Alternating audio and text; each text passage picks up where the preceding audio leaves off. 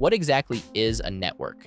A network is simply a collection of devices like computers, printers, phones, even smart fridges that are connected so they can share resources and communicate with each other.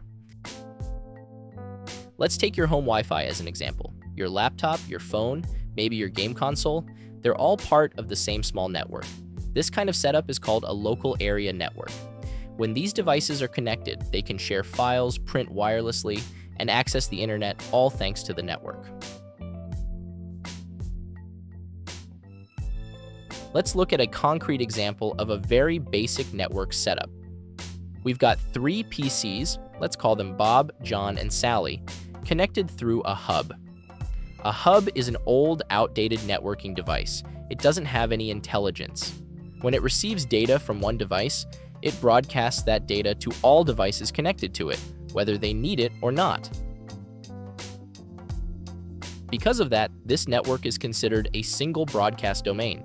That means any message sent out by one device is heard by every other device on the network. This network is also a single collision domain.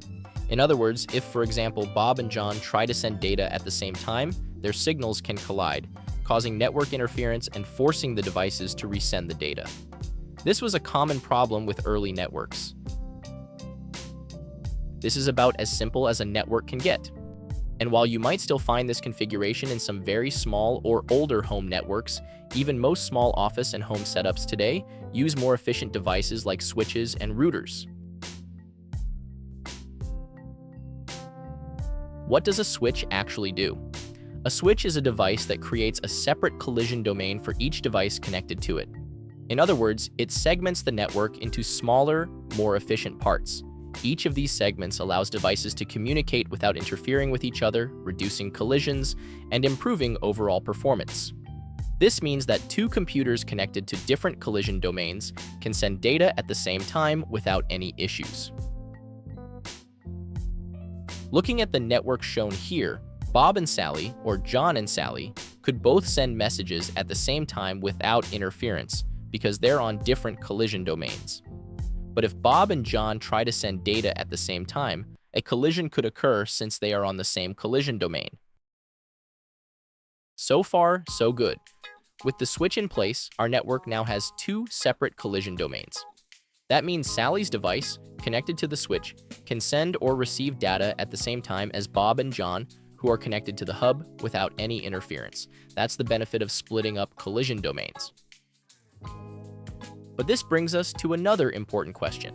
What about broadcast domains? To recall, a broadcast domain is the portion of a network where any broadcast message is received by all devices within that domain. So, do we also have 2 separate broadcast domains here? The answer is not yet. Even though the switch separates collision domains, it does not break up broadcast domains by default. Switches forward broadcast traffic to all devices they connect to, including across different collision domains.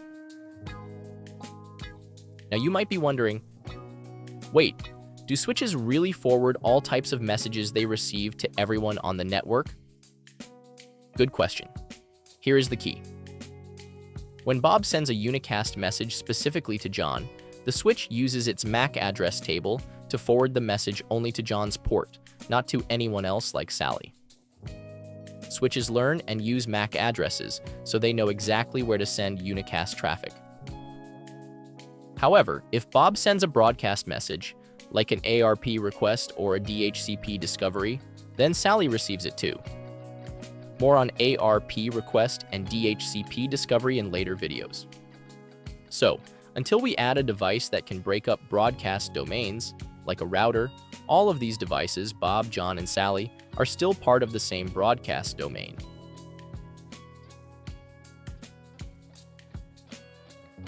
As a network grows, we often need to break it up into smaller broadcast domains. Why? Because we want broadcast messages sent by one PC to reach only the devices that actually need to hear them, not flood the entire network. This is where routers come into play. Routers are used to separate broadcast domains. Within a given segment, all devices can still hear each other's broadcasts, but those messages stop at the router's interface. As you can see, in each LAN, each host or PC is connected through a switch, so they all have their own collision domain. That gives us 4 collision domains total. And thanks to the router, we now have 2 separate broadcast domains. Take a look at the diagram here. It is actually a pretty cool little network. In fact, it's an internetwork. That means a network of networks, because the router connects 2 separate local area networks, abbreviated LAN. So what does that mean in practice? Well, Sally is finally enjoying peace and quiet in her own segment, far away from Bob's constant shouting. If Bob wants to talk to Sally now, he cannot just broadcast a message and hope she hears it, as it was the case without the router. He has to send a unicast message directly addressed to Sally's IP address. Quick reminder, a broadcast is a message sent to all devices in a network segment. A unicast is a message sent to one specific device. Now, when the router receives a broadcast, it responds with something like, "No thanks, I don't forward broadcasts." But when the router receives a unicast message, like in this case a message from Sally to John, it behaves differently. The router looks at the destination IP address, checks its routing table, and forwards the packet to the correct network segment where John is located. That's the power of a router. It filters out unnecessary broadcast noise while still allowing targeted communication between different networks. If we replace the router with a switch, the whole network will become one broadcast domain. This means Sally will receive Bob's or John's broadcast messages. The whole network will also become one entire network or LAN, not a network of network anymore. That's the key. Routers break up broadcast domains by default. And it's worth noting they also break up collision domains. Each interface on a router is a separate collision domain, just like a switch port.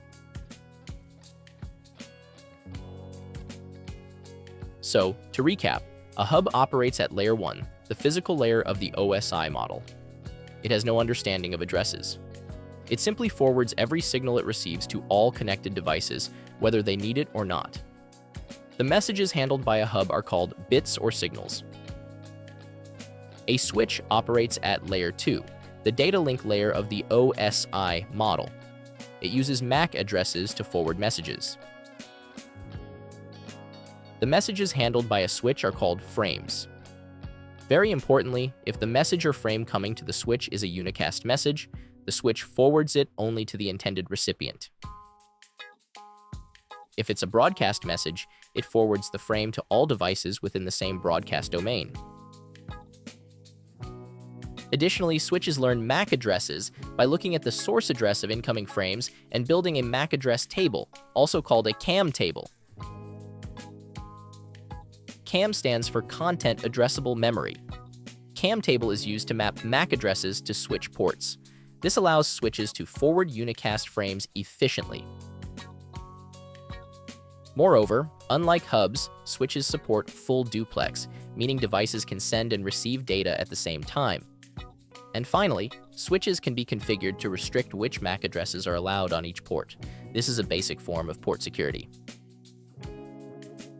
A router operates at layer 3, the network layer of the OSI model. It uses IP addresses to route messages between different networks, and it breaks up both broadcast and collision domains by default. The messages handled by a router are called packets. If the message or packet arriving at a router is a unicast message, the router forwards it to a specific destination IP address, as illustrated in the example where Sally sent a message to John. If the message or packet is a broadcast, the router will not forward it. It simply drops the packet, helping contain broadcast traffic within its local network segment. That was the case when Bob sent a broadcast to Sally with a router in between. So, hubs connect devices within the same network, but they broadcast all traffic to every port, making them inefficient and outdated. Switches connect devices within the same network and intelligently forward data only to the intended recipient using MAC addresses if it's a unicast, or to all devices within the same broadcast domain if it's a broadcast. Routers connect different networks together and forward data based on IP addresses while also separating broadcast domains.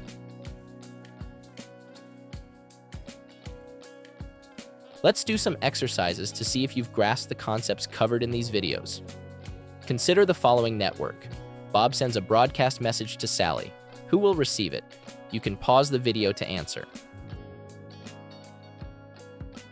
A broadcast message is meant for all devices within the same broadcast domain. The hub will forward the broadcast to all devices connected to it. So John receives it. The router will not forward the broadcast to the other side of the network. Routers block broadcast traffic by default. Therefore, Sally will not receive Bob's broadcast. Only John will hear it. Second exercise with the same network as previously. Now, Bob sends a unicast message to Sally, who will receive it. The hub will send the unicast to all its ports, because hubs can't filter traffic. So John receives it too. The router receives the packet and checks the destination IP. Since Sally is on a different network, the router forwards the packet to the switch. The switch uses its MAC address table to deliver the packet only to Sally. So John and Sally receive the unicast sent by Bob. Here are 2 more exercises for you.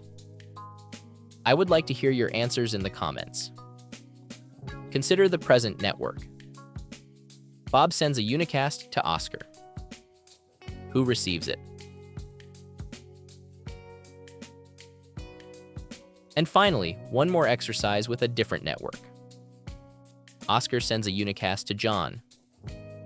Who receives it?